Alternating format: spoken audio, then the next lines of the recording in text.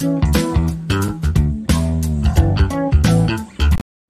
buenas noches. El día de hoy se va a estar realizando la última asesoría para el curso de Ingeniería Sismo Resistente de parte de ERIPUC.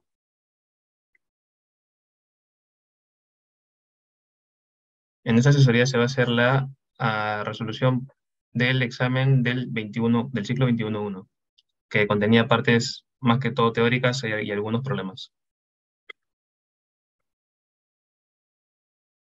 Ya. Bueno, para la pregunta 1 se tenía una opción múltiple de teoría y vamos a verlo por partes. Y la A dice, el desplazamiento máximo permitido por la norma de 0,30 en una estructura de acero de un piso con altura de 3 metros es de 2,1 centímetros. Y para esto hay que recordar la tabla número 11 de la norma de 0,30, ¿no? Que dice, ¿no? Para ceros concreto se tiene deriva de 7 por 1000, acero de 10 por 1000. Entonces, en este caso nos hablan de una estructura de acero, por lo cual la deriva es de 10 por 1000 y simplemente se multiplica la deriva por la altura para obtener el desplazamiento máximo permisible que debería tener esa estructura, de acuerdo a la norma de 0,30, ¿no? Entonces simplemente se halla la multiplicación y se tiene un desplazamiento máximo de 3 centímetros, ¿no? Por lo tanto, simplemente esta afirmación o este enunciado es falso. Es una afirmación no verdadera o falsa. La B dice, ¿no? Una estructura con un periodo de 0,25 segundos, el, el ZCS, que es la multiplicación del factor Z, C y S, puede variar únicamente entre 0,5 y 1,2375, ¿no? Con todos esos decimales.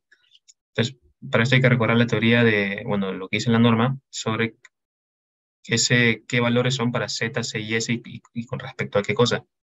Primero vamos a ver para el valor mínimo, que es 0,5. Entonces, para obtener un valor mínimo, se tiene que tomar la zona con menos factor, ¿no? Que en este caso la zona 1, que es 0,1. Z4 viene a ser la zona costera y zona 1 viene a ser las zonas alejadas a la costa. Entonces, con el Z1 simplemente se va a usar un factor de suelo, el menor del factor de los factores, que en este caso es 0,8 para Z1, y con ese factor se puede obtener los periodos para la plataforma y el periodo largo, que en este caso son 0,3 y 3 segundos. Como tenemos un periodo de 0,25, simplemente nuestro C va a ser menor al de la plataforma. Por eso, o sea, nuestro periodo es menor al periodo de la plataforma, por lo tanto el C es 2,5. Entonces ya tenemos el C, ya tenemos el S y ya tenemos el Z. Simplemente se multiplica y se tiene un factor ZCS de 0,2. Ahora, para obtener el valor máximo, tenemos que tomar la zona máxima costera, que sería 0,45, el suelo respondiente máximo para el Z4, que en este caso es 1,1. Nos damos cuenta que nuestro periodo de 0,25 sigue siendo menor al TP, por lo tanto el C sigue siendo 2,5 y la multiplicación simplemente viene a ser a 1,238 o lo que viene a ser el valor de acá. Entonces, por un lado tenemos un valor máximo que sí coincide, pero el valor mínimo, que era 0,2, no coincide con el 0,5. Por lo tanto, esta afirmación es falsa, o lo podemos llamar parcialmente verdadera, en este caso falso. Para la parte C dice, dice un R que puede variar entre 0,3, R sub 0 y R sub 0. En este caso tenemos que ver en qué varía R. En este caso, el R depende del R sub 0 y de las irregularidades en altura y en planta. Entonces tenemos que, para obtener el rango de valores que puede tener R, simplemente hay que obtener el valor crítico, que sería obtener la irregularidad más baja. En este caso, en la irregularidad en altura, vendría a ser 0,5, que es irregularidad extrema en rigidez, y la irregularidad en planta viene a ser la torsional, que es 0,6. Entonces simplemente se multiplican estos dos valores y se tiene 0,3. Entonces, por lo tanto, la C es verdadero. La D dice, ¿no? Una irregularidad en planta puede tener distintos valores para X y para Y. Y acá es una pregunta un poco con truco, porque si bien para X y para Y se puede tener diferentes valores de irregularidad en planta, por ejemplo, lo que puede ser esquina entrante, la norma, y esto acá lo dice en el artículo 20.3, dice que se toma para cada factor el menor valor entre los obtenidos para las dos direcciones. Entonces, si bien, por ejemplo, en X se puede tener 0,5 y en Y se puede tener 0,6, para el diseño se usa el valor más crítico que viene a ser 0,5. Entonces, por lo tanto, la D es falso. La E dice, el R sub 0 puede tener distintos valores para X y para Y. Entonces, esto viene a ser verdadero, ¿por qué? Porque, a ver, vamos a ver el lápiz acá. Supongamos que tenemos en planta, un pórtico así,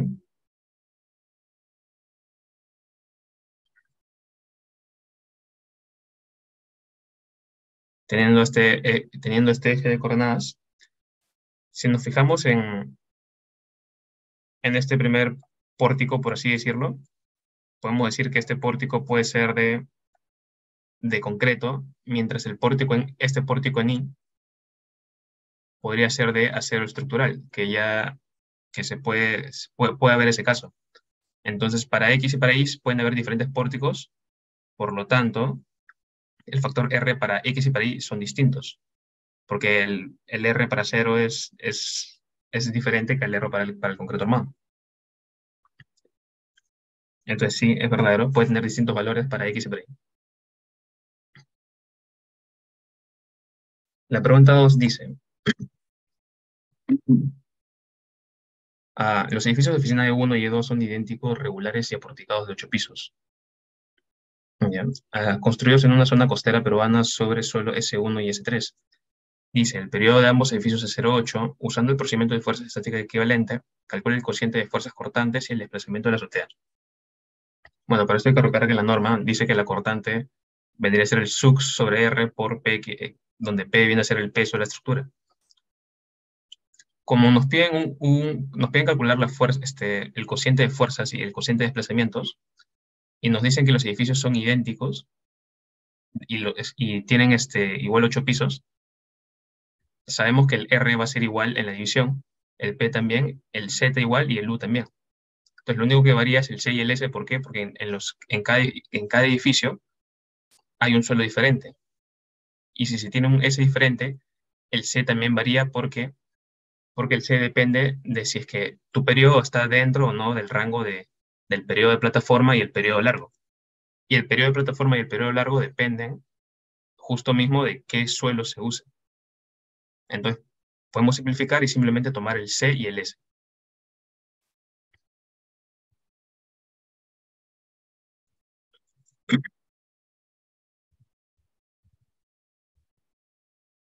¿Ya? Entonces, por ejemplo, para el C de la estructura 1, como se tiene un suelo 1, simplemente se va a utilizar este rango de acá. ¿Por qué? Porque simplemente se tiene un 0,8 que está entre el rango del suelo 1, que vendría a ser 0,4 y 2,5. Entonces simplemente es 2,5 por el TP de la estructura 1 sobre el periodo que nos dan, que es 0,8. En cambio, el C de la estructura 2 simplemente viene a ser 2, porque el suelo que se tiene es 1, o sea, no, perdón, el suelo que se tiene es 3, y para 3 se usa 1,1, y el rango de periodos viene a ser entre 1 y 1,6, por lo cual el 0,8 es menor al TP. Entonces simplemente C viene a ser 2,5. Entonces se obtiene las cortantes, ¿no? Como les dije que solamente se va a utilizar el C y el S, se hace la multiplicación y el cociente se obtiene. Ahora nos piden el cociente de desplazamientos, ¿no? Entonces, para los desplazamientos, tenemos que usar esta fórmula acá, para la aceleración, y como sabemos que el desplazamiento está en función de la aceleración, porque la aceleración es igual a la frecuencia al cuadrado por el CO de desplazamiento, y como es una división, entonces simplemente el R, el G, el Z y el U tampoco se cuentan. Entonces simplemente también se utiliza el C y el S. Entonces la división viene a ser la misma.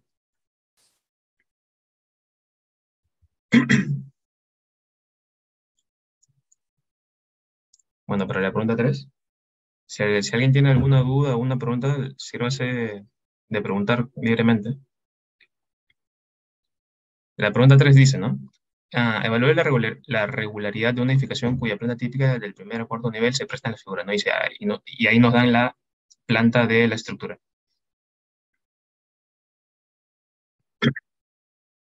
Y nos dan estos datos, ¿no? Nos dan de piso 1 a piso 4 las rigideces, de piso para X y para Y, y del piso 1 para el piso 4 también nos dan las derivas y los ratios, que estos ratios vienen a ser el ratio de torsión. Y nos dan los pesos de cada piso. Simplemente nos van a dar varias afirmaciones y tenemos que ver si son verdaderas o no. Entonces, vamos a empezar por la A. Y dice, ¿no? El edificio presenta irregularidad de piso blando.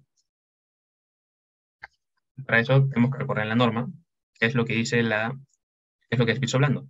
Entonces, simplemente hay piso blando si es que el entrepiso que tiene una rigidez lateral menor a 0.7% de la rigidez del entrepiso superior, ahí se tiene un piso blando. O si es que su rigidez es 0.8 veces menor que la rigidez promedio de los 3 niveles superiores. Entonces, como ya tenemos los datos que nos dieron acá de las rigideces, simplemente hay que buscar un ratio entre cada piso y ver si es que ese ratio es mayor a 0.7 o 0.8. En este caso yo lo realicé en Excel y vemos que los ratios son mayores a 1, ¿no? Entonces, por sobra, es mayor al 70 y al 80%, ¿no? Entonces, no tiene rigidez, perdón, no tiene piso blando, o sea, no hay irregularidad de rigidez. Entonces, esta afirmación es falsa. Para la B dice, el edificio presenta irregularidad torsional. A un momento.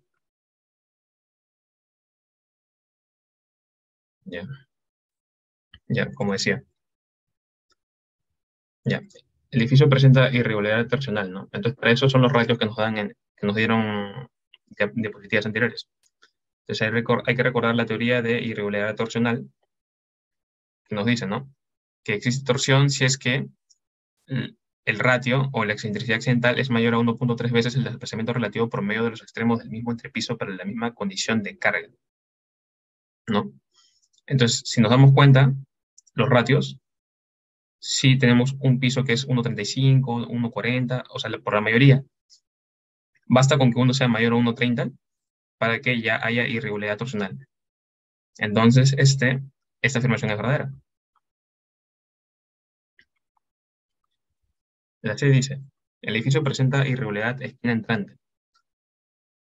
Entonces, simplemente para esto se ve la planta y se tiene que ver la teoría que dice, ¿no? Que hay esquina entrante si es que en ambas direcciones, los lados mayores, en ambas direcciones son mayores que el 20% de la correspondiente dimensión total, ¿no? Las esquinas. Entonces, simplemente se hace la operación, ¿no? Para X, por ejemplo, sería 7 entre la suma de toda la longitud de la estructura, y para Y sería 3 entre toda la suma o todo lo largo de la dirección Y. Entonces, por un lado tenemos que en Y tenemos 18.8% de esquina entrante, mientras que en X tenemos 20.6%. Y lo que dice la teoría es que se tiene que cumplir para ambas direcciones. Entonces, esta afirmación es falsa porque esquina entrante solamente si es que para ambos casos se cumple, no solo para uno. La parte dice, ¿no? El edificio, por ser irregular, se diseñaría con una cortante basal 48% más grande que si hubiese sido regular. Entonces tenemos que hallar las irregularidades del edificio. Ya tenemos la irregularidad en altura. No, perdón, la irregularidad en planta ya la tenemos, que es 0.75. Y nos falta ya la irregularidad en altura. Como ya sabemos que en piso blando no hay, la única irregularidad que queda por comprobar es la de masa o peso, ¿no? Que dice, ¿no? Cuando el peso de un piso determinado, según el artículo 26, es mayor a 1.5 veces el peso de un piso adyacente. Entonces, como vemos, todos los pisos, a excepción del piso 3, tienen diferente masa. Entonces, tenemos que ver el crítico, que es el Story 3 o el piso 3. Entonces, si vemos el ratio, es mayor a 1.5 veces el peso del piso adyacente, que ya sea el de arriba o el de abajo. Entonces, si cumple esta irregularidad. Entonces, la irregularidad en altura o masa viene a ser 0.9. Entonces, simplemente para ver cuánto aumenta en cortante basal de regular a irregular, simplemente se halla la multiplicación de las dos irregularidades. Entonces, como tenemos 0.9 y 0.75. Entonces, tenemos un valor de 1.48 o es lo mismo a 148% más, o sea, con 48% más. Entonces, esta afirmación es verdadera también.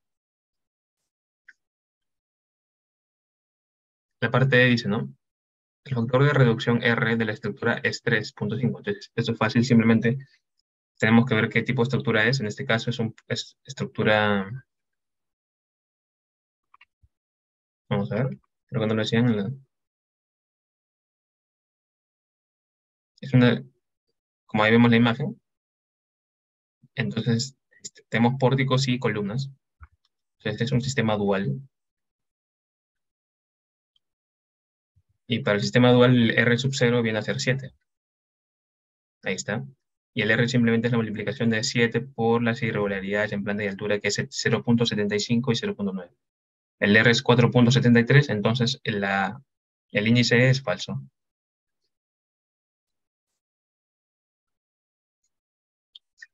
El índice F dice, el edificio presenta irregularidad torsional extrema. Y acá, como vemos en la imagen, si no se acuerdan en la teoría, la torsional extrema es cuando el ratio es mayor a 1.5. Entonces, acá vemos si en el piso 1 es 1.55. Entonces, cualquiera diría, ¿no?, que tiene irregularidad torsional extrema. O sea, es verdadero. Pero hay que tener en cuenta la afirmación más abajo de irregularidad torsional que dice, ¿no? Este criterio solo se aplica en edificios con diafragmas rígidos y solo si el máximo desplazamiento relativo entre piso, o sea, la deriva, es mayor que 50% del desplazamiento permisible indicado en la tabla 11. En la tabla número 11 son los desplazamientos permisibles, que son las derivas. Y si no se acuerdan, o si recuerdan, la deriva de concreto armado es 7 por 1000, o 0.007. Y nos dicen que la deriva tiene que ser mayor al 50% de eso, o sea, tiene que ser mayor a 0.0035. Y como vemos, la deriva que nos dan acá es 0.0022, o sea, es menor. Por lo tanto, no se considera irregularidad torsional extrema, aunque tengamos un ratio mayor a 1.5. Por lo tanto, la F es falso.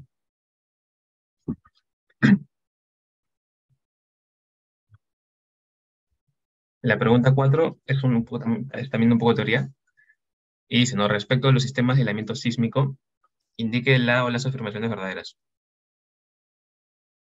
Ya. La A dice, ¿no? Una estructura con aislamiento sísmico podría triplicar su periodo fundamental de vibración respecto a su equivalente sin el aislamiento. Esto es teoría también de las normas, no sé si la conocen, la norma E031, que es de aislamiento sísmico, que prácticamente lo que dice es que el periodo de base fija, no, perdón, vamos a borrar acá. El periodo de base aislada, que lo llamaremos F, tiene que ser por lo menos 3 veces el periodo de base fija, si es que base fija se refiere a si es que no hubiese aislamiento sísmico, o sea, si es que fuese un edificio común y corriente, ¿no?, con zapatas, con sus columnas arriba. Entonces, como mínimo, porque la idea del aislamiento sísmico es ampliar en el espectro, si acá tenemos un espectro X, la idea de, si tenemos acá, por ejemplo, aquí, el periodo de una estructura común y corriente, ¿no?, de base fija, supongamos que sea 0.7. La teoría del aislamiento sísmico dice que para que haya menos daño, y menos consumo de energía en la superestructura, que viene a ser la estructura por encima del aislamiento sísmico, se tiene que ampliar el rango de periodo hacia la derecha. Entonces, mientras más a la derecha esté, menos aceleración, menos pseudoaceleración va a tener la estructura, por lo tanto, menos daño. Entonces, mientras más a la derecha, es mejor. Por lo tanto, la norma te da un mínimo de 3 veces el periodo de la base fija. Entonces, la parte A es verdadero.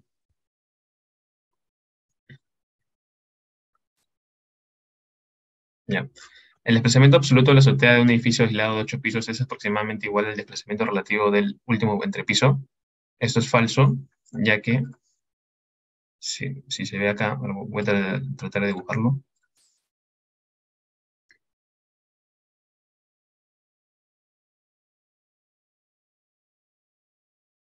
Supongamos que esta es la plataforma de aislamiento, esto es el suelo, y acá están los aisladores, ya sean, no sé, de caucho, friccionales, cualquiera. Ahí están deformados, ¿no? Supongamos que se está moviendo para la derecha el sismo. Y esta es la vertical.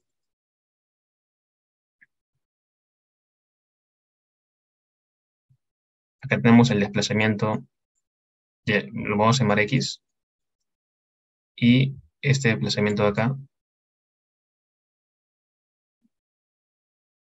que viene a ser el edificio. Entonces, este desplazamiento de acá va a ser Y.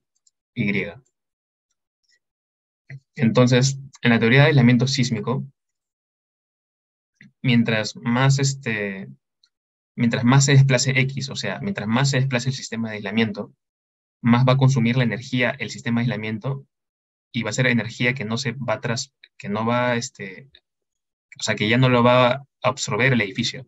Entonces, si el edificio recibe menos energía, por lo tanto son menos desplazamientos y por lo tanto Y, el desplazamiento del edificio con respecto a la base de aislamiento, es menor. Y lo que nos dice acá es de que el desplazamiento absoluto de la azotea, o sea, X, es igual al desplazamiento relativo del último entrepiso, o sea, Y. Y eso es falso. Porque usualmente, por ejemplo, ¿no? Si viene un sismo, X puede ser hasta un ejemplo, ¿no? 40 centímetros, y esos 40 centímetros lo absorbe el sismo. Entonces, Y va a ser menor, y va a ser, por ejemplo, va a ser 0.6 centímetros. Entonces, es abismal la diferencia entre ambos desplazamientos, por lo tanto, la B es falso.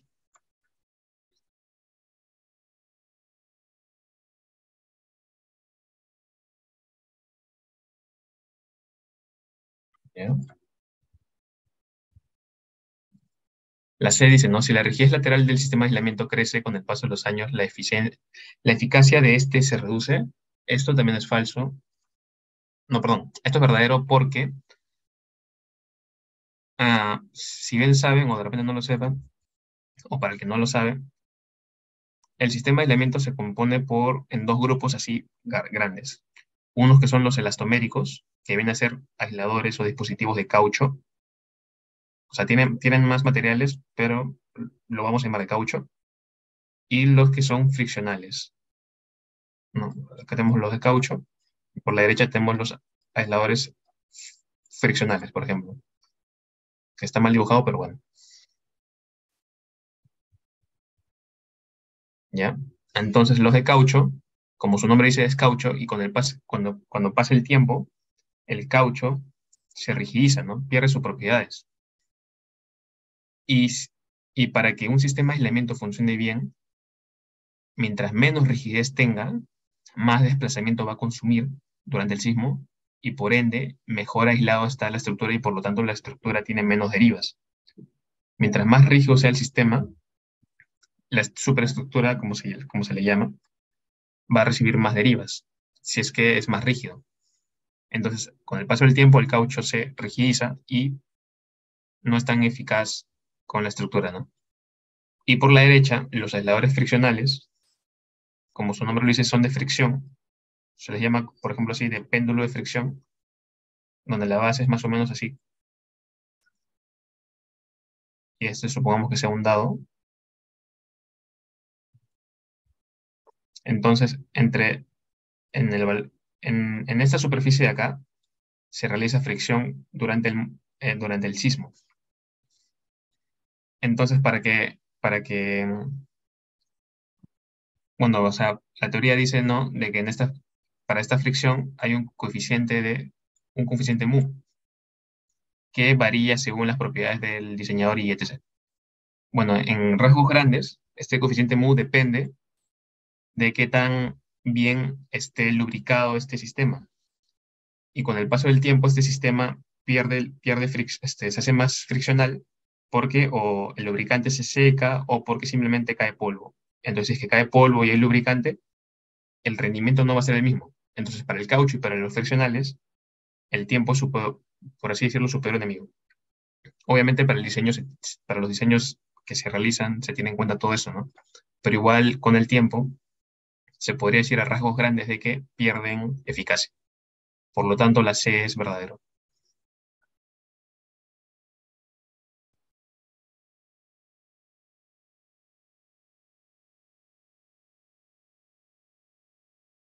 Y la D dice, no es posible usar a la vez una estructura con aisladores y disipadores sísmicos. Esto es falso, porque la única condición, bueno, para empezar, los aisladores simplemente son en la base, mientras que los disipadores son a lo largo de la altura de la estructura. Entonces, el uso de los dos no se ve afectado. Simplemente hay una condición que para las estructuras aisladas no se pueden usar a la vez aisladores de caucho y aisladores friccionales que se llaman péndulos de fricción. ¿Por qué?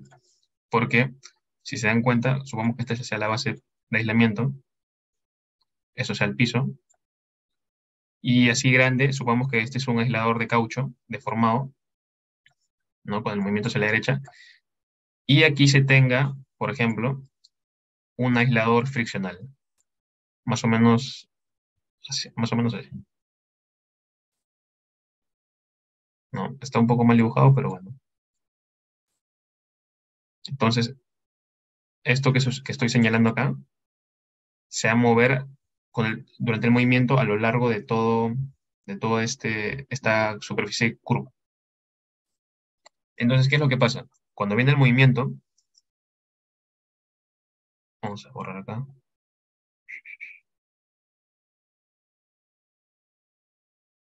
la plataforma se va hacia la derecha, por lo tanto, esto tiende a subir. ¿Y qué es lo que pasa si sube? Porque si se dan cuenta que a la izquierda, el aislador de caucho no va a subir, o sea, no está pegado en la parte de arriba y en la parte de abajo. Entonces, cuando esto suba, esto va a quedar así, más o menos, ¿no? Y va a haber un diferencial de altura acá. Y lo que han visto, y como si se acuerdan de cimentaciones, ¿no? Mientras más diferencial, más daño. Entonces, no se puede, ¿no? Entonces, por eso no pueden haber aisladores de caucho y aisladores friccionales, que son de péndulo, ¿no? Porque hay otros aisladores que simplemente son deslizantes que sí se pueden utilizar, pero bueno. Pero para este caso no se pueden utilizar ambos. Pero, para estructuras, bueno, o sea, para una estructura sí se puede utilizar aisladores y disipadores. Pero en la rama de aisladores no se pueden utilizar al mismo tiempo los de caucho y los friccionales de péndulo. Entonces la D es falsa.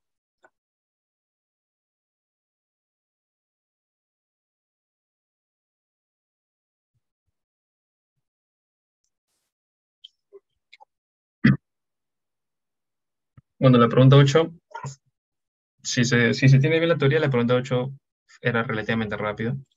Entonces simplemente dice, ¿no? Se tiene una estructura de 1, de 2, ambas de un grado de libertad, con periodo corto, se tiene su peso W, igual rigidez lateral, y dice que E1 es perfectamente elástica, mientras que E2 tiene un comportamiento elastoplástico, con resistencia lateral W sobre 2.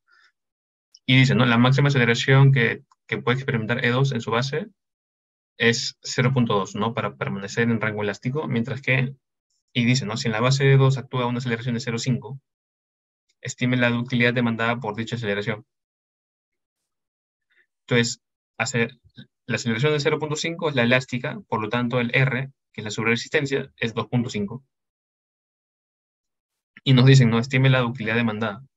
Entonces simplemente la utilidad, como no nos dan un espectro, tenemos que asumir casos. En este caso asumimos como periodo corto, asumimos esta fórmula, que la utilidad simplemente es la sobreresistencia al cuadrado más 1 sobre 2. Entonces simplemente se resuelve y la utilidad sale rápida, ¿no? Entonces esta pregunta era rápida de resolver. La pregunta 9, y esto va más con respecto a la norma de diseño sismorresistente. Considere dos edificios regulares de concreto armado. El nuevo se va a llamar NN, con muros estructurales, por lo tanto su R de tipo de material, o sea, con qué tipo de pórtico se usa es 6, con 36 metros de altura, y otro existente que se va a llamar EE, con sistema dual, o sea, R igual a 7, y 47 metros de altura. Y dice, ¿no?, que el análisis elástico reglamentario para las fuerzas reducidas, para EN, establece un desplazamiento de 4 centímetros en la azotea, y para EE se ha estimado un desplazamiento elástico 36 metros de altura, o sea, a 36 metros de altura con 3 centímetros. Y nos dicen que en la estructura existente no dejó junta sísmica. Entonces nos dice cuánta separación en centímetros debería dejar la estructura nueva y el límite de propiedad. Entonces simplemente, para empezar, los datos, los desplazamientos que nos dan no son los finales porque son desplazamientos elásticos. Y si se acuerdan de la norma, tenemos que multiplicarlos por 0,75R si es que es una estructura regular y 0,85R si es que es irregular. En este caso, nos dicen que son regulares, por lo tanto es el desplazamiento por el 0,75R. Y así para la estructura existente. Entonces, por un lado tenemos 18 centímetros de desplazamiento para la nueva y para la existente 15.75. Y la norma nos dice que la distancia no debe ser menor a la suma de los 2/3 de los desplazamientos máximos obtenidos, o sea, la suma de estos de acá, ni menores que S igual a 0.006 veces H. Entonces ya tenemos estos desplazamientos, simplemente tenemos que hallar S para compararlo. Entonces el S, que lo vamos a llamar S2, que es 0.006, por la altura que es 36 metros o 3.600 centímetros, es 21.6. Y el S sub 1, que viene a ser lo que dice este párrafo de acá, es la suma de los 2/3, ¿no? Por lo tanto, se tienen dos S diferentes. ¿Y cuál se toma? Se toma el valor más crítico, en este caso el desplazamiento mayor, que sería 22.5. Después nos dice que esa aparición en centímetros al límite de propiedad requeriría la estructura nueva si es que no existiera el edificio vecino a EE. Entonces, si es que no existe EE, simplemente se tacha de la ecuación. Entonces, por un lado tenemos 2/3 del desplazamiento del edificio nuevo y tenemos el 0.006, que sería S medios. 0.006H, ¿no?, que es 3.600, ¿no? Entonces, por un lado tenemos 12 y por otro lado tenemos 10.8 centímetros. Entonces se toma el valor más crítico. En este caso es 12 centímetros.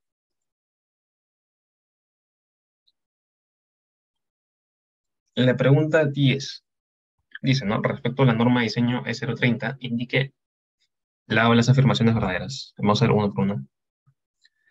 Dice, el cortante en la base de diseño en una estructura irregular es el mayor valor entre el cortante en la base de análisis estático y el 90% del cortante en la base de análisis espectral. Entonces, para eso hay que ver lo que es la fuerza cortante mínima de la norma, ¿no?, que es, si no me equivoco, el 29.4.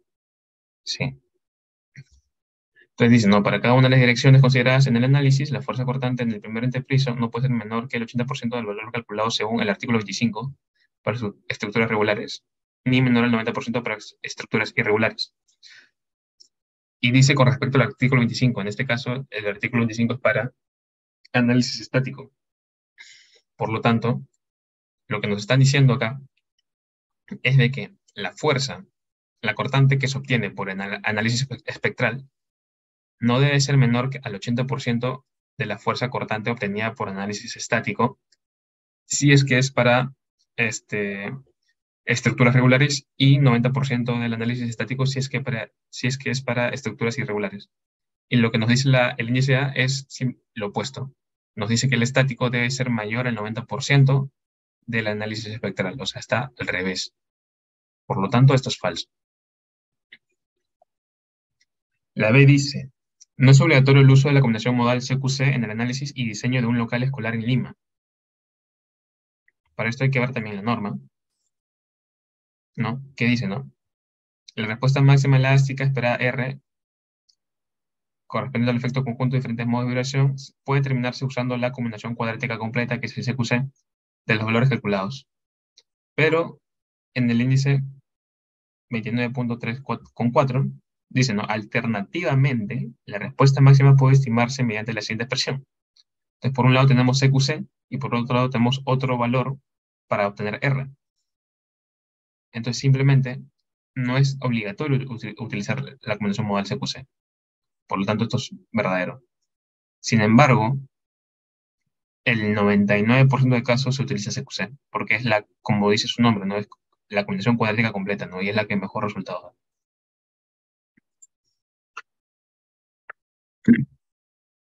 La C dice, ¿no? No es obligatorio hacer un análisis dinámico cuando se tiene una estructura regular de 8 pisos con 24 metros en Trujillo. Entonces, esto más o menos hay que revisar la norma en la parte de lo que es condiciones de diseño para análisis estático. Es lo que dice el artículo 28. Entonces dice, ¿no? Puede analizarse mediante este procedimiento todas las estructuras regulares o irregulares ubicadas en la zona sísmica 1. En este caso, Trujillo es Z1. En las otras zonas sísmicas pueden emplearse este procedimiento para las estructuras. Estructuras clasificadas como regulares, según el artículo 19, de no más de 30 metros de altura. O sea, uno puede diseñar con análisis estático hasta 30 metros. Si es que es de más de 30, sí o sí se tiene que utilizar análisis espectral, dinámico o tiempo historia. Entonces, como nos dan una estructura de 24 metros, por lo tanto, no es obligatorio hacer un análisis dinámico. Entonces, la C es verdadera. La D dice, ¿no? Siempre se debe usar un mínimo de 3 modos cuando se hace un análisis modal espectral. Esto es recontra verdadero. Porque para cualquier diseño se tiene que usar mínimo los tres, ¿no? Que viene a ser el modo 1, que viene a ser este desplazamiento traslacional en X o Y. El modo 2, que viene a ser también el desplazamiento traslacional en la dirección perpendicular al modo 1. Y el modo 3, que viene a ser siempre el desplazamiento o el giro rotacional, ¿no? Entonces mínimo siempre son 3 modos. O que son los 3 modos fundamentales. La 13, ¿no? Dice, ¿no? Respecto al efecto del suelo en las demandas sísmicas, indique la habla sobre afirmaciones verdaderas. La A dice, ¿no? En pequeños sismos, los suelos blandos tienden a amplificar fuertemente las aceleraciones máximas que reciben en la base de la roca. Esto más con la norma tiene que ver con la teoría del curso, ¿no? Entonces, citando el libro de Muñoz, dice, ¿no? Para el efecto vaso, ¿no? Se tiene que... Acá está, no importa. ¿No? Uno se da cuenta que cuando se tiene un suelo por encima de rocas, se produce, como dice el título, el efecto vaso, que amplifica las señales del sismo. Por lo tanto, la estructura recibe más aceleraciones, o la parte, lo que es el suelo. Las aceleraciones se amplifican. Entonces la A es verdadero.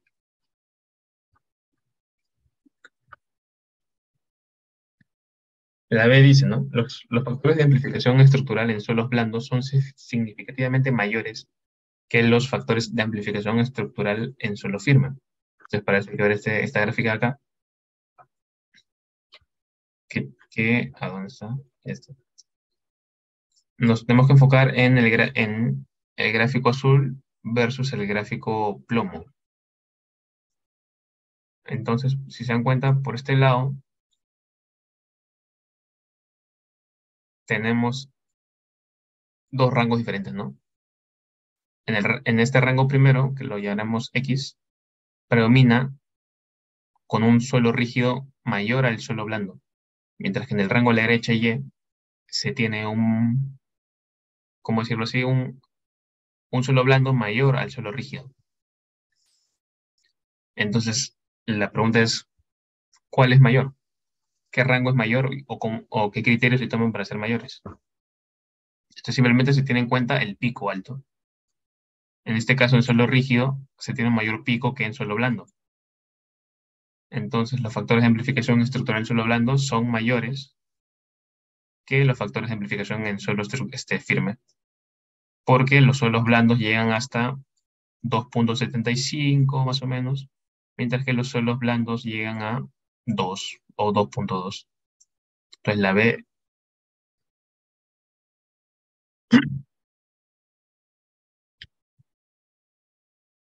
falso. No, perdón, es verdadero. Ah, no, no, espera. Estructural en suelo blando. Ah, no, claro, está bien, es falso. La C dice, el cociente entre las aceleraciones en la superficie de un suelo, de un perfil de suelo y la aceleración en la base rocosa correspondiente es mayor para terremotos grandes que para terremotos pequeños. Acá simplemente voy a tomar este gráfico de la pregunta B como referencia, simplemente para explicar. Si tenemos, si nos guiamos, por ejemplo, ¿no? En la curva de suelo blando, supongamos que este gráfico es estos gráficos que nos da el libro Muñoz es para sismos promedios, ¿no? Ni tan fuertes ni tan bajos. Entonces, si es que si tuviese un sismo, por ejemplo, promedio más alto, esta curva sería más o menos así, exagerando, ¿no? Mientras que si tuviera un sismo pequeño,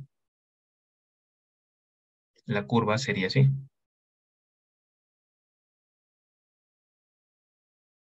¿no? Comparando con esta curva acá, que es la de suelo blando. Y uno se preguntará, ¿no? ¿Pero por qué con un sismo pequeño la aceleración es mayor? ¿No? No tiene sentido. Claro, no tiene sentido, pero si se dan cuenta, esto acá no son aceleraciones absolutas, es relación de aceleración entre la aceleración pico del sismo, del registro del sismo. Es una fracción nada más. Entonces, por eso el sismo pequeño tiende a dar mayores aceleraciones o sea, la relación de pasar de un sismo de suelo rocoso a suelo blando es significativamente mayor cuando es un sismo pequeño.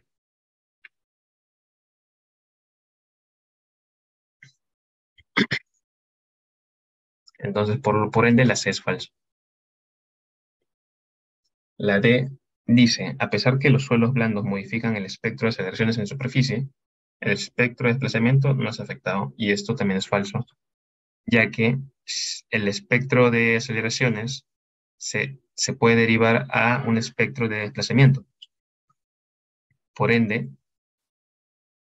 como son relacionados, si es que el espectro de aceleraciones cambia, el espectro de desplazamientos también.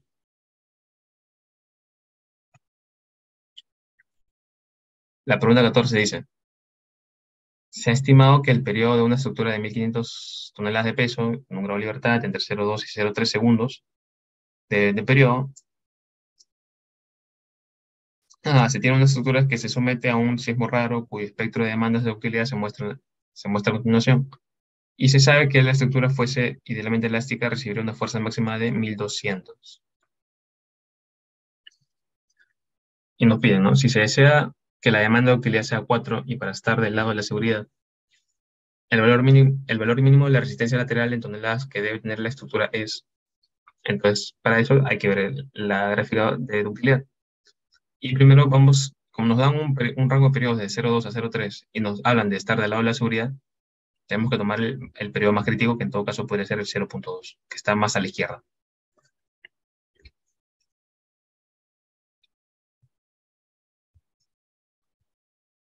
Ya.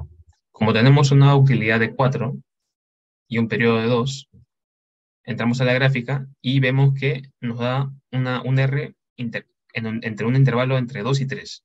Entonces, más o menos graficamos el R y más o menos nos podemos decir que es 2.5, 2.6. En este caso yo utilicé 2.5. Y como nos piden el valor mínimo de resistencia lateral, simplemente hay que hallar la resistencia lateral, que viene a ser la resistencia máxima elástica que nos dan de dato entre el R, que ya lo obtuvimos, que es más o menos 2.5. Y el FY, o la resistencia mínima lateral, viene a ser a 4.8 por eso la quinta, o lo mismo que es, si no me equivoco, 480 toneladas.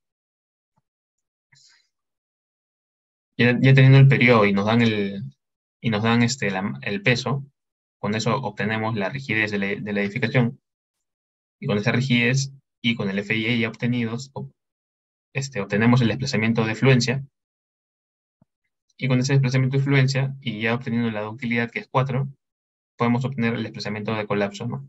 Que podría ser el desplazamiento máximo inelástico, que nos piden, ¿no? Para el valor de periodo asumido y la resistencia encontrada, el desplazamiento máximo inelástico que podría alcanzar es 2.7 milímetros. La pregunta 15. Esta sí fue un poco más larga. Dice, ¿no? Un colegio de un piso de 400 toneladas de peso tiene como sistema semiresistente longitudinal a 2 pórticos de concreto armado de columnas de 30 por 30, con tabiques de albañilería adosados a la estructura. Y nos dicen que las columnas se pueden suponer bien empotradas. Y dice, ¿no? Determina la curva de capacidad en la dirección longitudinal empleando para las columnas el diagrama momento-giro que nos dan acá. Y nos piden, ¿no? Calcular el desplazamiento de fluencia efectiva, que sería de todo este pórtico, de toda esta estructura. Y para eso primero hay que ver que tenemos dos tipos de columnas. Por un lado tenemos columna corta y por otro lado tenemos columna esbelta. Y si se acuerdan de su teoría, la columna corta va a fallar antes que la columna esbelta. Por lo tanto, se tiene que trabajar en desplazamientos con la columna corta, ¿no? Porque la columna corta, si, por ejemplo, ¿no? Si la columna corta puede fallar con un desplazamiento de 0,5, mientras que la columna esbelta va a fallar con un desplazamiento mayor, ¿no? Con un desplazamiento de, por ejemplo, ¿no? 9 centímetros. Entonces, como la columna corta va a fallar antes, y tenemos que hallar primero el desplazamiento de fluencia, primero fluye con la columna corta. Por ende, para el desplazamiento de fluencia efectiva, tenemos que hallar el desplazamiento de fluencia efectiva de la columna corta. Entonces, ¿no? Tenemos de dato la altura, que es 0,7, el momento que nos dan de datos, que es 10.5, el momento de rotura, que es 14, y con eso obtenemos la fuerza, ¿no? Como es bien empotrada, la fuerza simplemente es 2 veces el momento entre la altura, ¿no? Que en este caso viene a ser a 30 toneladas. Tenemos el módulo de elasticidad del concreto, tenemos el lado de la columna, que es 30 por 30, con eso obtenemos el momento de inercia. Con ese momento de inercia y con la fuerza podemos obtener el desplazamiento de la columna, que si se acuerdan es F por altura al cubo sobre 12 veces E. Y el desplazamiento de fluencia es 0.57 milímetros. La parte B dice, el desplazamiento de colapso de la estructura. Igual, como se trabajó con el desplazamiento de fluencia, el desplazamiento de colapso, la estructura va a colapsar primero con el desplazamiento máximo de la columna corta. Entonces, simplemente hay que obtener el desplazamiento de la columna corta, ¿no? Entonces, ya tenemos el desplazamiento de fluencia, simplemente hay que hallar el desplazamiento que se genera a partir de este giro de aquí.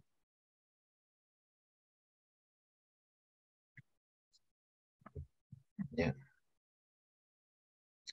Entonces, simplemente hay que hallar primero el desplazamiento que se genera en este aumento de momento, que sería en este aumento de fuerza, y este aumento de fuerza simplemente es 2 veces el momento de rotura sobre H menos la fuerza ya aplicada para el correspondiente al momento, que es 10.5. Entonces, este aumento de fuerzas es 10 toneladas.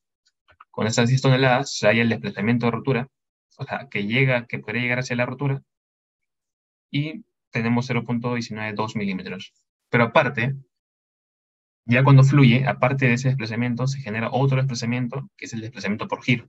Entonces, simplemente hay que ver ese desplazamiento debido al giro, porque se se forman las rótulas en la columna. Entonces simplemente es el desplazamiento por giro es el giro que nos dan de dato por la altura de la columna, que es como es columna corta, la altura es relativamente corta. Entonces simplemente el desplazamiento total vendría a ser la suma de los tres desplazamientos que obtuvimos. Entonces el desplazamiento de colapso vendría a ser 11.17 milímetros para toda la estructura, porque ese es el primer desplazamiento que va a ocurrir máximo para que la columna corta falle. Y la C nos dice, la fuerza lateral de inicio de daño. ¿Ya? Nosotros sabemos que el inicio de daño se genera cuando tenemos el desplazamiento máximo de fluencia para la columna corta, que en este caso viene a ser 0,57 milímetros. Y uno podría decir, ya tenemos la fuerza que recibe la columna corta, que viene a ser 30 toneladas. Pero si se dan cuenta, no todo es columna corta. Tenemos acá datos que son columnas cortas y otras que son columnas largas. Entonces tenemos que hallar para ese desplazamiento máximo que se genera para columna corta, cuando se genera ese desplazamiento, ¿cuánta fuerza se fue aplicada en la columna esbelta? Entonces, es lo que vamos a hacer, ¿no? Entonces tenemos, primero hay que hallar los datos de la columna esbelta, ¿no? Tenemos la altura, tenemos el momento, y hallamos la fuerza máxima que se genera para que la columna esbelta fluya. Si se dan cuenta, es menor a la fuerza máxima que se generaba para la columna corta, ¿no? Entonces la columna corta falla con una fuerza de 30 toneladas, mientras que la columna esbelta falla con 7.5, o sea, con menos fuerza. Menos fuerza, pero más desplazamiento. Entonces simplemente el desplazamiento que se genera en la columna esbelta para que fluya es 9.2. O sea, es como 10, 11 veces más grande el desplazamiento que el desplazamiento de la columna corta. Pero no pueden haber diferentes desplazamientos, porque como es un diafragma rígido, todo se desplaza igual. Entonces tenemos que hallar una relación que para un desplazamiento de 0,577, que es el desplazamiento de rotura, el desplazamiento de fluencia de la columna corta, para ese desplazamiento que se genera al mismo tiempo en la columna esbelta, ¿cuánta fuerza fue aplicada? No fue aplicada los 7.5 toneladas. Fueron aplicados menos toneladas. Entonces simplemente ahora hay que saber qué fuerza fue aplicada y cuántas columnas se tienen. ¿De qué tipo? Nos dice que son dos pórticos. O sea, son, por así decirlo, dos imágenes de estas. Al inicio cualquier persona diría, yo tengo una columna corta, dos columnas cortas, tres columnas cortas, cuatro columnas cortas, ¿no? Y con una columna esbelta, que es el último. Pero en verdad, ¿no? En verdad, si el sismo no sabemos por qué dirección va a venir, bueno, o sea, en este caso nos dan, ¿no? Que es justo a la derecha. Pero si es que no nos diesen la dirección del sismo, nosotros siempre tenemos que asumir el caso crítico. Entonces, si se dan cuenta, cuando se produce el sismo hacia la derecha, aquí está chocando con la tabiquería. Aquí también está chocando con la tabiquería. Entonces, en verdad, no es del todo, estas acá no son del todo columnas esbeltas. Podrían ser esbeltas si es que el sismo fuese a la izquierda. Pero como dato nos dan que el sismo es a la derecha, o en todo caso el sismo es en general izquierda-derecha, siempre hay que ir por los lados críticos. Por lo tanto,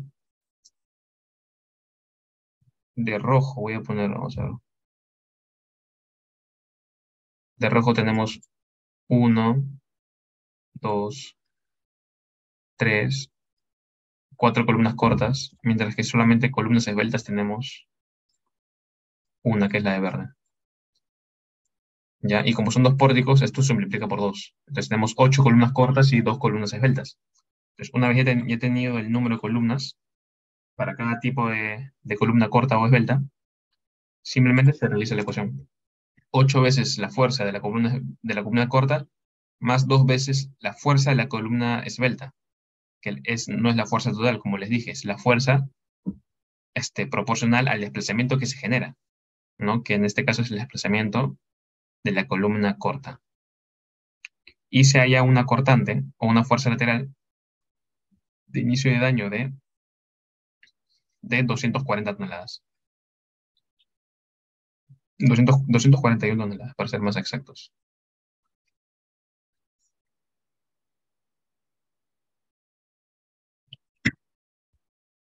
La D dice, ¿no? Ahora nos piden la sobreresistencia, que es simplemente la cortante máxima que se genera en la rotura entre la cortante de fluencia. Ya tenemos la cortante de fluencia, ahora hay que obtener la cortante máxima. Y al igual que el mismo procedimiento que utilizamos para obtener la cortante de fluencia de todo el pórtico, igual se realiza para la cortante máxima. Para este caso, hay que obtener los desplazamientos de las columnas esbeltas, porque de las columnas cortas ya lo obtuvimos anteriormente. Pues el procedimiento es prácticamente el mismo, ¿no? La fuerza de rotura, ¿no? Se obtiene el desplazamiento de rotura y al mismo tiempo se le suma el desplazamiento por un giro, ¿no? Entonces tenemos un desplazamiento para una columna esbelta de 54.3 milímetros, o sea, mucho más grande. Y simplemente la cortante máxima es el mismo concepto que les expliqué. Es 8 veces la fuerza, ¿no? Máxima de rotura, que en este caso es la fuerza 2 más el diferencial de fuerzas para la columna corta, más 2 veces todo esto acá que sería la columna esbelta, donde F1 es para fluencia y esta fracción de acá es la fuerza, es el diferencial de fuerza que se genera para el desplazamiento para una columna corta, teniendo que el desplazamiento de la columna esbelta es mucho mayor. Entonces simplemente se realiza la suma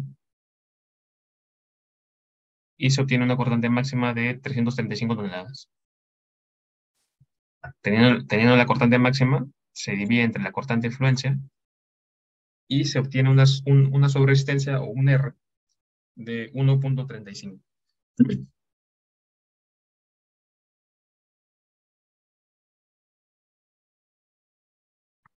La pregunta 16. Dice, dos estructuras de un grado de libertad del mismo periodo corto, igual amortiguamiento, E1 y E2, son alcanzadas por un sismo. E1 tuvo comportamiento elástico y experimentó una aceleración máxima de 0,9 y su desplazamiento máximo fue igual al 60% del de E2. Y nos dice, estime la aceleración máxima que experimentó E2. Para esto hay que saber bien los conceptos, ¿no? Sabemos que de la estructura 1 la aceleración es 0,9.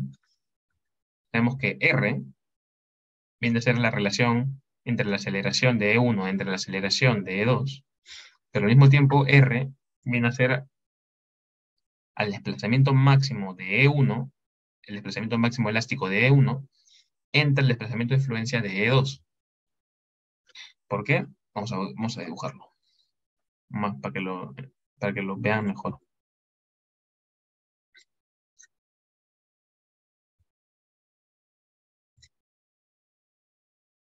La gráfica en rojo es mm, de la estructura 1 y lo que está en verde va a ser de la estructura 2.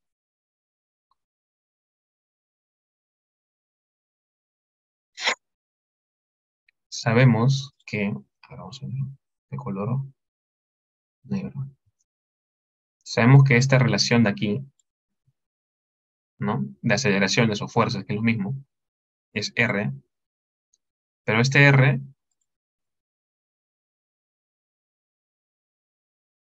es igual a también es esta misma proporción, este R acá, en donde el desplazamiento de influencia de E2 está acá y el desplazamiento de este elástico de E1 está acá. Entonces, es por eso que esta relación cumple.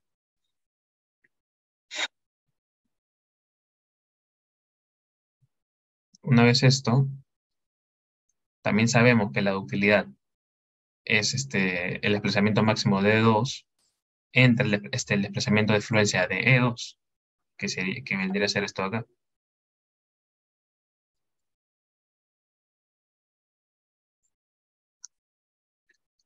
Y tenemos la relación de EU, que el desplazamiento máximo de E1 viene a ser al 0.6 veces el desplazamiento máximo de E2. Entonces, teniendo estas cuatro ecuaciones, y también sabiendo que para un periodo corto tenemos la relación entre utilidad y sobreresistencia, podemos hallar la sobreresistencia R. Entonces, simplemente entre las cinco ecuaciones se resuelve y se obtiene que se tiene que R es igual a 3. Y como tenemos que R es igual a 3, y nos piden el E2A, simplemente, y ya tenemos la aceleración de la estructura 1, simplemente ya se resuelve esta ecuación y sale, pues, sale la aceleración de la estructura 2. En este caso viene a ser, si no se ve, 0.3. Ahora voy a borrarlo. Borrar acá. Ahí está. Y eso viene a ser el resultado.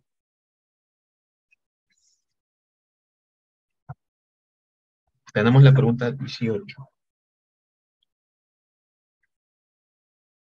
Dice, ¿no? En una región los sismos raros y los sismos frecuentes traen aceleraciones de 0,45 y 0,225, ¿no? Y la figura muestra el juego de espectros inelásticos de diseño para eventos raros. Ahorita muestro la figura. Dice, ¿no? Se construirá un edificio de un grado de libertad, 750 toneladas de peso, empleando pórticos estructurales, cada uno de los cuales presenta una curva de capacidad que puede asumirse elastoplástica con un punto de fluencia efectiva de XY igual a 8 milímetros y la cortante de fluencia 40 toneladas y un desplazamiento de colapso de 80 milímetros. Y nos dicen, ¿no?, que la cantidad mínima de pórticos para cumplir el objetivo de desempeño ante un sismo frecuente se va a representar por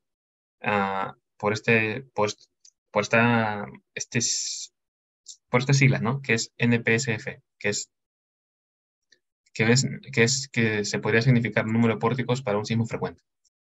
Y para la cantidad mínima de pórticos que para la estructura que no consuma más de 46% de utilidad, se va a llamar NPSR, que es número de pórticos para un sismo raro. Si se usara la cantidad de pórticos de NPSR en un sismo frecuente, y el porcentaje de desplazamiento plástico consumido sería P. Y nos dice, ¿no? Indique la o las afirmaciones correctas y seleccione una o más. Y lo que nos daban era esto, ¿no? Que el número de pórticos para un sismo frecuente podría ser 10, y el número de pórticos para un sismo raro podría ser 8, o 9,8, y el P podría ser 7 u 8%. Entonces vamos a trabajar primero para cada caso, ¿no? Primero vamos a obtener el NPSF, después el NPSR, y al final obtendremos el P, y veremos aquí cuál es el que cumple. El número de pórticos para un sismo frecuente, tenemos los datos, ¿no? XY es igual a 8, la cortante que es 40, el peso que es 650 y, bueno, G, ¿no? Desplazamiento de colapso y ya.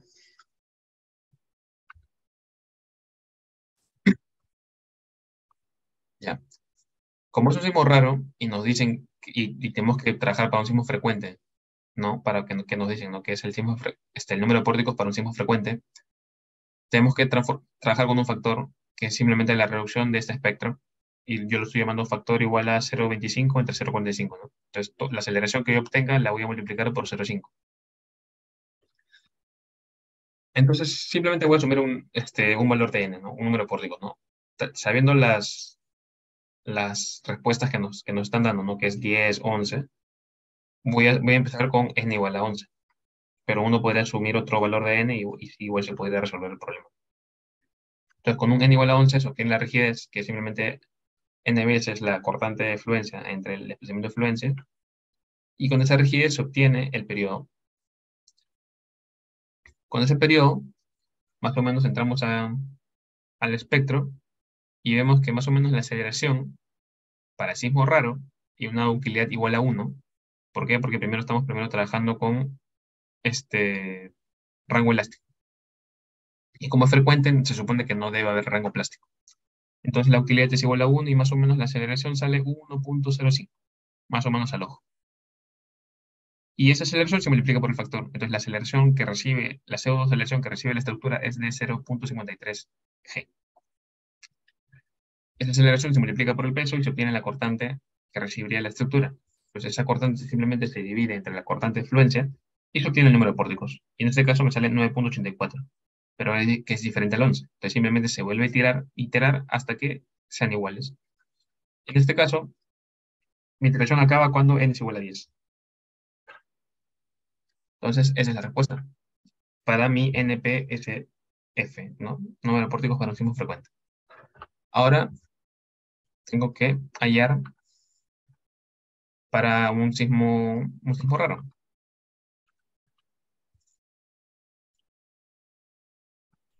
Igual tengo los datos, ¿no? En este caso el factor ya no viene a ser a 0.5, sino el factor viene a ser igual a 1, ¿no? Porque quiero trabajar por un sismo raro y me están dando el espectro de un sismo raro.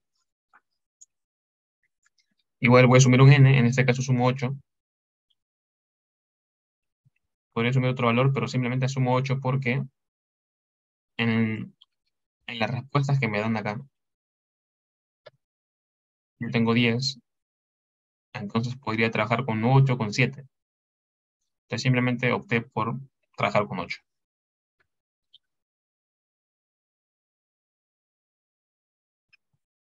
Entonces con el n igual a 8, igual se realiza más o menos el mismo procedimiento. Hay el periodo, en este caso este es 0.275, y sabemos que la utilidad disponible, que simplemente es nuestro desplazamiento de colapso entre desplazamiento y, es 10.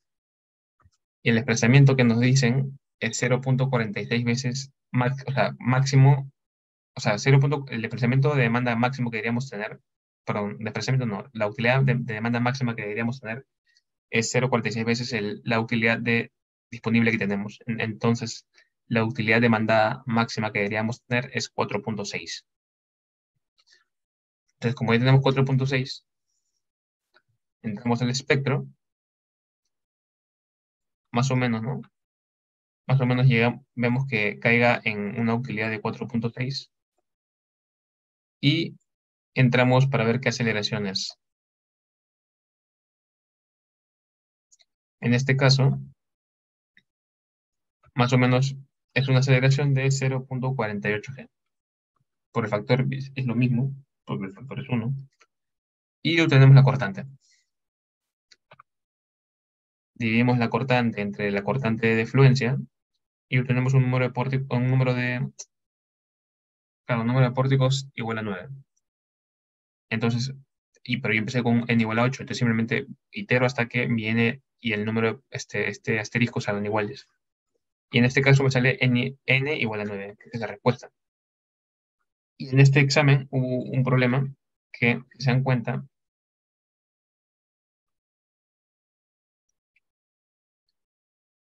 no tenemos un NPSR igual a 9. Entonces, lo más cercano que se tomó fue el NPSR igual a 8.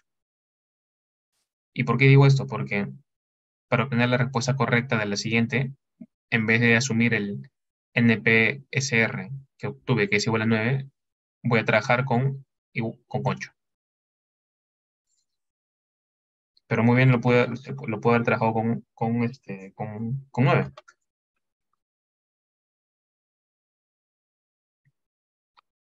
Entonces, con un n igual a 8, obtengo el periodo, y como estoy trabajando para un sismo frecuente, igual mi factor es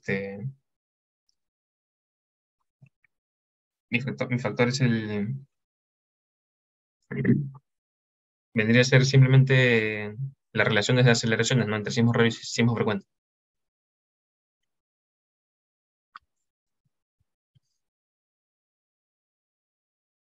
Ya. Entonces, tengo que hallar la aceleración de fluencia, que simplemente es la cortante de fluencia por el número de pórticos que estoy asumiendo, que en este caso es 8, entre el peso, entre el factor, y tengo la aceleración que voy a obtener aquí, que para ver qué ductilidad estoy sacando. Entonces tengo una aceleración de 0.85, entro al gráfico con 0.85 y más o menos se tiene una ductilidad de 1.7, 1.6. Entonces, una vez tenido la ductilidad, ya puedo hallar el porcentaje de desplazamiento consumido.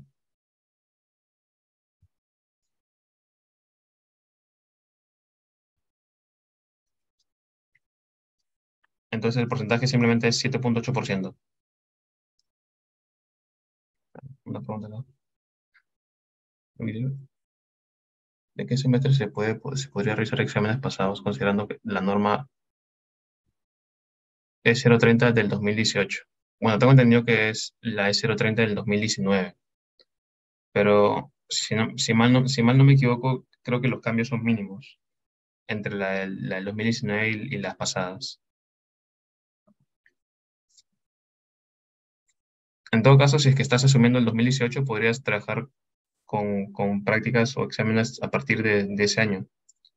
Pero tendrías que ver cuáles son los cambios que se realizan en la E030. Pero los cambios que estoy casi seguro que los cambios que se han realizado, los cambios que se han realizando, que se está realizando, no afecta con lo trabajado ahorita, por ejemplo, ¿no? Yo te diría que a partir del 2010, ¿no? Realizar exámenes a partir del 2010. Bueno, ya. Y esta sería la respuesta, ¿no? El porcentaje que nos piden, ¿no? Sería 7.8%.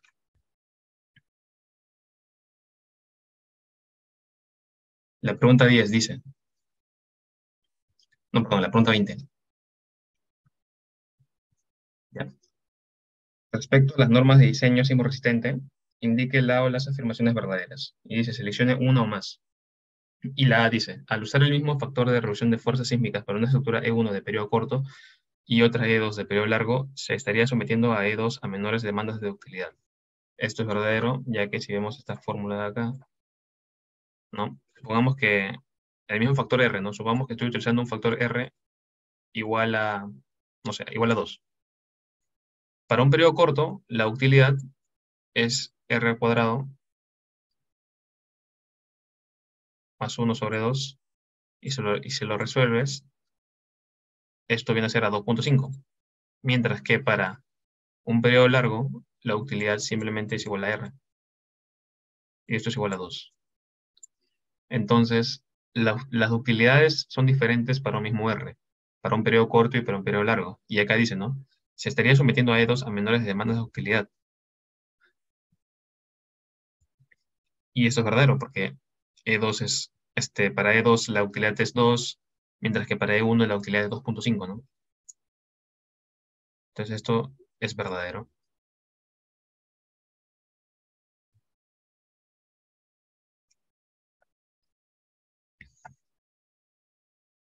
La B dice, ¿no? Indica, las normas de diseño sismorresistente indican la rigidez mínima que debería tener una estructura como un porcentaje de su peso. Esto es falso, ya que el- lo que se debe tener como un porcentaje de peso no es la rigidez, sino es la cortante basal, ¿no? Entonces esto es falso. La cortante, ¿por qué? Para más o menos saber qué tan bien diseñado está el edificio, ¿no? Usualmente es por ejemplo, ¿no? Entre un 10, 20%, ¿no? Del peso. La C dice, ¿no? La norma de diseño sismorresistente define la utilidad máxima que deben alcanzar las estructuras. Esto es falso. La utilidad máxima que deben alcanzar las estructuras. Sí, es falso. Porque no se trabaja con utilidades máximas. En la norma de diseño sismorresistente se trabaja con derivas máximas o desplazamientos máximos que vienen a ser que vienen a ser las derivas permisibles de la tabla número 11, si no me equivoco. Entonces, no se trabaja con utilidades máximas. La D dice, la norma de diseño sismorresistente limitan las derivas de entrepiso para garantizar la rigidez mínima que debe tener una estructura. Y esto es verdadero, ¿no? Y limitan las derivas de entrepiso máximas, ¿no? Que es la de la tabla número 11 que acabo de explicar, para obtener una rigidez mínima. ¿Por qué? Porque si trabajamos con un edificio convencional, ¿no? Que es de concreto armado, sin aislamiento sísmico, sin nada, a mayor rigidez del edificio, menores derivas se tienen. Por lo tanto, menor daño estructural se tiene. Pero tampoco puedes sobrediseñar, ¿no? Porque si ese es el caso, cualquiera podría decir, a todo le pongo placa. Y no es así, pues, porque también se tiene que ver el lado de costos. Pero sí, ¿no? Se tiene que ver la rigidez mínima para que la deriva no exceda la deriva permisible que da la norma de diseño sismo resistente. Entonces es verdadero. El índice E dice, según la filosofía de diseño sismo resistente, ojo, acá dice diseño sismo resistente, no dice norma de diseño sismo resistente. ¿Por qué? Porque dice orientada al desempeño. Y ya sabemos que la norma de diseño sismo resistente no está orientada al desempeño. O sea, sí, pero no. Ya, y dice, ¿no? Los edificios más importantes deberían tener menor ductilidad. Y no, porque a mayor ductilidad mejor es el diseño. Porque si es que lo haces menos dúctil, es más frágil y por lo tanto está mal diseñado. La F dice, cuando en una estructura se conserva el periodo y se reduce su peso, entonces se reduce la fuerza lateral de diseño y se puede ver que esto es verdadero, ya que si es que quieres conservar el periodo y estás reduciendo el peso, por lo tanto no puedes, o sea, para conservar el periodo tienes que también reducir la rigidez. Y si reduces la rigidez, la fuerza lateral de diseño también se tiene que reducir, porque si la fuerza lateral de diseño aumenta, teniendo una rigidez baja, tu edificación va a colapsar. Simplemente eso. Entonces, tienes que reducir la rigidez.